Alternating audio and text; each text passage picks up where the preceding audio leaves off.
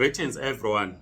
There are some that are receiving emails for their waiver outcome, but when they try to open their emails, even using their date of birth as a code, they are failing to get to the waiver.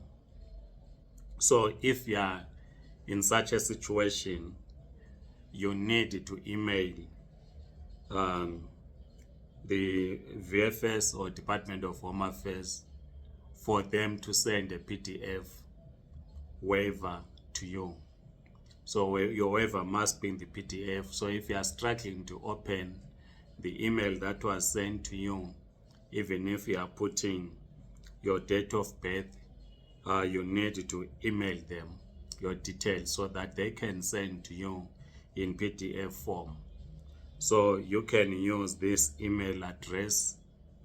It's info.dhasa@vfshelpline.com.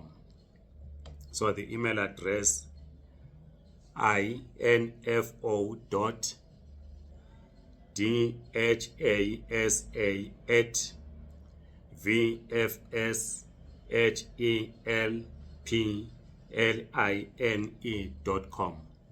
So that's info@dhasa@vfshelpline.com. So if you email your details, they will then be able to send your information on PDF.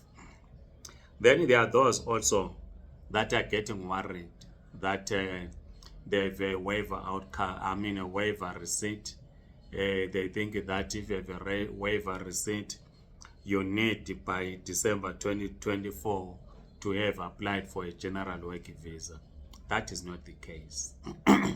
We have been explaining this, that if you have a receipt, you are waiting for an outcome. You do not have to panic. You go to Zim in December, you come back in January. If your waiver outcome is in March, you then apply for a general work visa. So you do not have to stress because you are still holding on to the receipt. You will end up making mistakes. So as long as you have a receipt, you don't have a problem. Then there are those that will have applied for any of the visas without applying for a waiver. And now they are thinking of applying for a waiver. You do not need to do so. You just have to wait for the outcome of your application because you are carrying a receipt as well. Whether you applied for a spousal visa, any of the relative visas, it has not been processed, you do not have to then want to apply for a waiver because you are waiting for your outcome. Wait for your outcome so that you will know what the outcome is. You don't have to apply for a waiver. Then there are those that are running companies, business people who have been trying to explain this. If you have applied for a business visa, you are on ZEP. You just again have to wait for the outcome. But what we had said is that you apply for a waiver so that the minister can waiver the requirements which are needed by the Department of Trade and Industry, which includes the number of South Africans that are employed, how your company contributes to the South African economy, the market value of your company, your annual turnover, you are tax compliant, you are registered.